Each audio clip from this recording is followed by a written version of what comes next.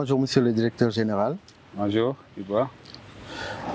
À l'occasion du nouvel an qui se profile, quel est le message que vous voudriez délivrer au personnel de l'ISRA?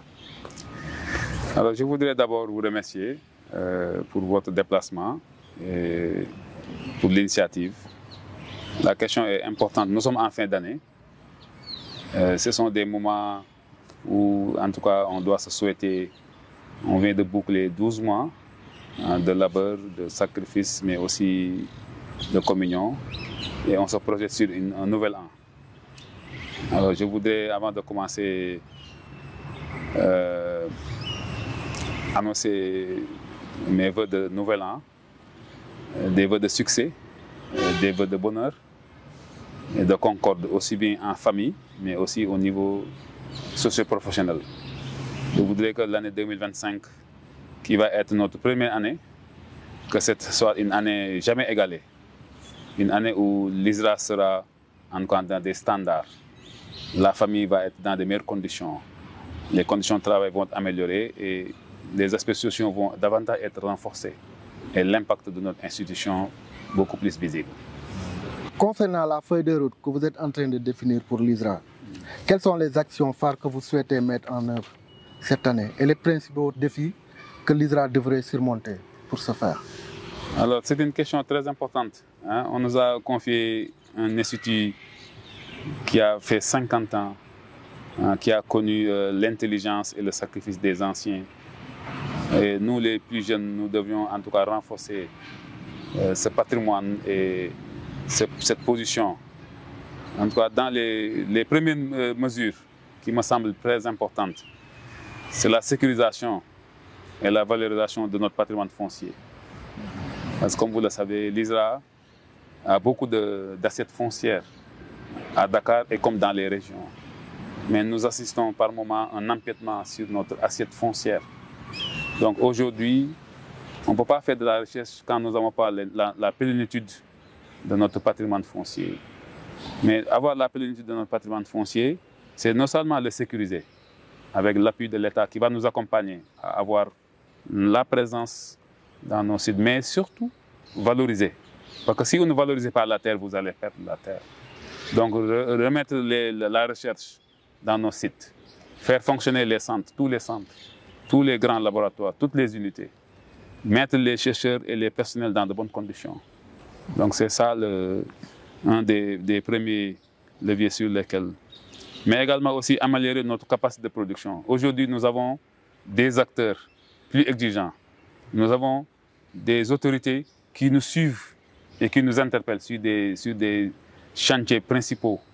Donc notre capacité de production devrait être beaucoup plus améliorée, ainsi que les conditions de travail, pour que aujourd'hui l'ISRA est attendu sur la souveraineté semencière. Il faut impérativement que l'ISRA réussisse davantage en son offre semencière par rapport aux nombreux besoins de toutes les grandes cultures, en vaccins, en plants fruitiers, en suivi sur les systèmes halieutiques. Donc ça, c'est très important. Mais également aussi, pour faire ça, il faut renforcer les ressources humaines. Il faut plus de chercheurs, plus de spécialités, plus de techniciens, plus de cadres de l'administration et de la comptabilité. Et ça aussi, on attend beaucoup d'appui pour que l'État nous accompagne à recruter le maximum par rapport à ça. Et je termine également par deux autres qui me paraissent très importants, au-delà de ces prérequis. C'est contribuer à la souveraineté semencière. Nous l'avons toujours dit, on ne peut pas avoir la souveraineté alimentaire si nous n'avons pas réussi la sécurité semencière. La sécurité semencière dit que tous les acteurs qui sont à la base, l'ISRA devait contribuer à ce que leurs besoins semenciers soient satisfaits. Ça concerne les grandes cultures, ça concerne l'horticulture, ça concerne les cultures fruitières et horticoles, les cultures maraîchères.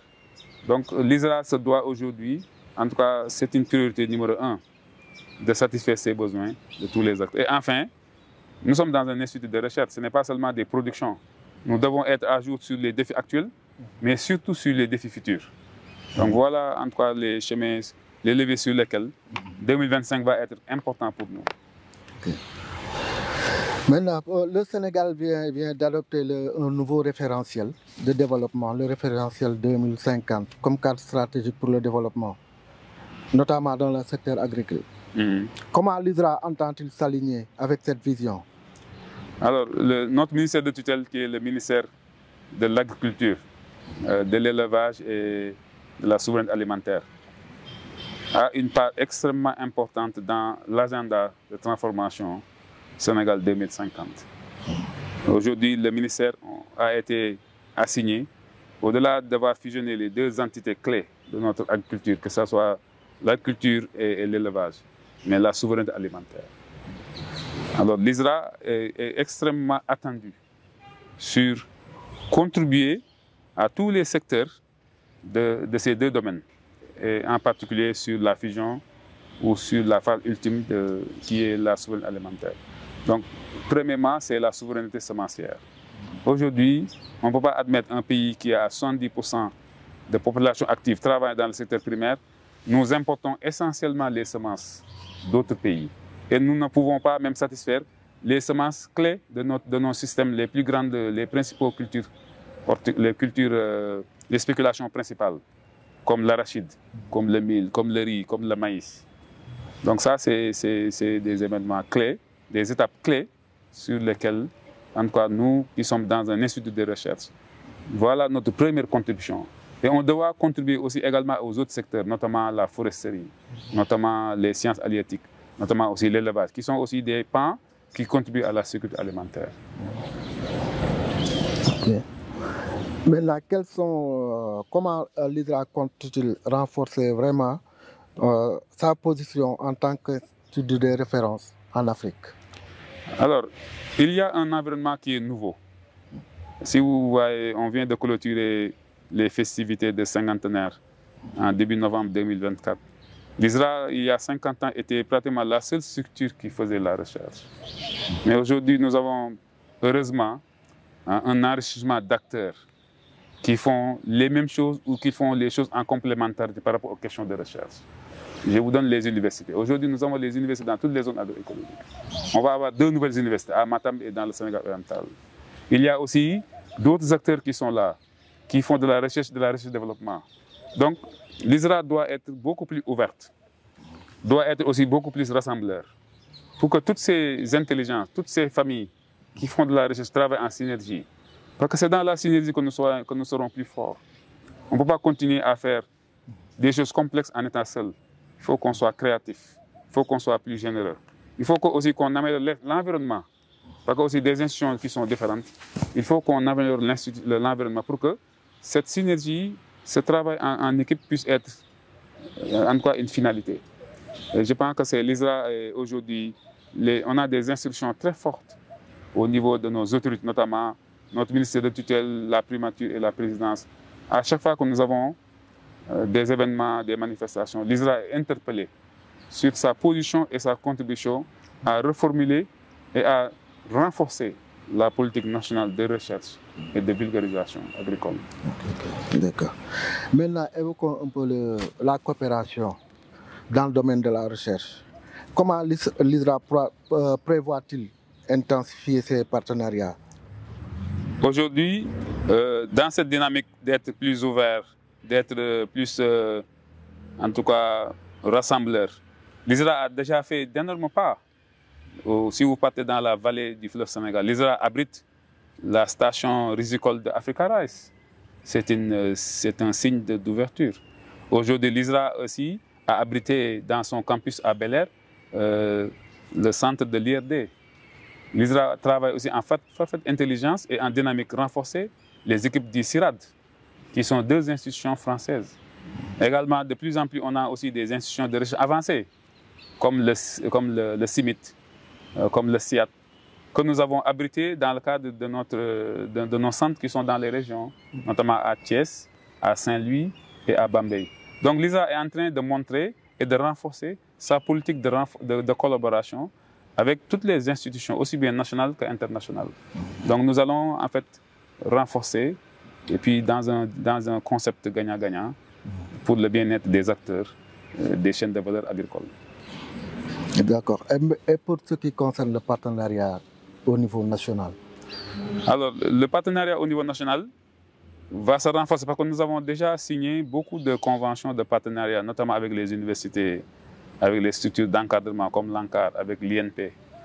Mais on s'est rendu compte que le secteur privé était relativement faible dans les rapports de collaboration et surtout dans le financement et le montage des projets. Alors ça, on est en train de rectifier. Aujourd'hui, nous avons sur la table des conventions à signer avec le CNCR, mais également avec beaucoup de secteurs privés qui sont dans l'agrobusiness. Et c'est là-bas où on va se rendre compte que c'est en ayant des collaborations renforcées, des collaborations actives, des collaborations gagnant-gagnant qu'on pourra par exemple satisfaire la souveraineté, atteindre la souveraineté semencière. Donc aujourd'hui, l'ISRA est aussi très ouvert à voir comment dans son patrimoine, en quoi faire venir le secteur privé. Parce que nous avons beaucoup de terres, nous avons beaucoup de patrimoine qui sont là à être valorisés. Mais nous sommes dans un État aussi qui a des moyens limités. Donc rien ne nous empêche d'être dans une perspective nationale à faire amener le secteur privé à venir s'intéresser à nos programmes de recherche, mais surtout à financer nos programmes de production, notamment les semences, notamment les plants fruitiers, mais notamment aussi les vaccins vétérinaires. Okay. Maintenant, abordons le volet financement de la recherche. On sait que la recherche nécessite beaucoup de moyens. Quelles sont les stratégies que vous comptez mettre en place vraiment pour diversifier durablement ces sources de financement? Alors, la première chose, c'est qu'il faut réussir ce qu'on appelle le décloisonnement. Parce que quand les financements sont de plus en plus difficiles ou de plus en plus spécialisés, il faut renforcer ce qu'on appelle le décloisonnement. Le décloisonnement consiste à rapprocher des institutions qui sont différentes ou qui sont complémentaires, à se renforcer en masse critique et en intelligence, à aller chercher des financements. Ça, c'est une première chose. La deuxième chose, c'est qu'il faut sensibiliser les autorités étatiques à renforcer ce qu'on appelle le fonds souverain de la recherche. Parce qu'on ne peut pas être dans un pays qui va développer et qui va promouvoir sa souveraineté alimentaire et ne pas soutenir ses équipes de recherche. La recherche n'est pas une recherche financière de l'extérieur. Certes, c'est très important, mais la part de l'État à financer les recherches sur les questions nationales actuelles et futures, il y a ce qu'on appelle un fonds qu'on doit en tout cas mettre sur place pour que les chercheurs qui sont là, en intelligence avec les acteurs et les collectivités territoriales, à réfléchir sur des problématiques, sur des questions de recherche qui taclent et qui apportent des solutions durables par rapport aux défis qui nous interpellent.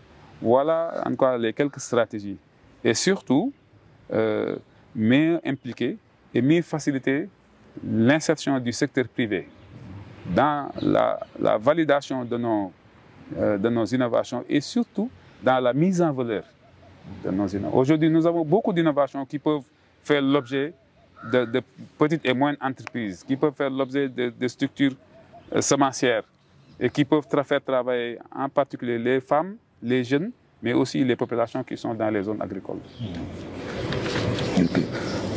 Est-ce que vous avez une information complémentaire à ajouter avant qu'on... Alors, le message que je voudrais en tout cas compléter, je l'ai dit à l'entame de l'interview, nous venons de clôturer des festivités sur les cinquantenaires. En tout cas, on est encore plus ouvert. On va être plus ouvert. On va être plus collaboratif. On va en tout cas s'assurer que nous ferons beaucoup plus d'impact en tant qu'institution de recherche sur les questions scientifiques, mais impacter notre développement socio-économique. Et participer aussi à l'émergence d'une agriculture performante, économique et durable. En tout cas, voilà les mots sur lesquels l'ISRA est très intéressé et très interpellé. Donc, on se donne rendez-vous sous peu. Le rôle et l'impact de l'ISRA sera encore plus visible.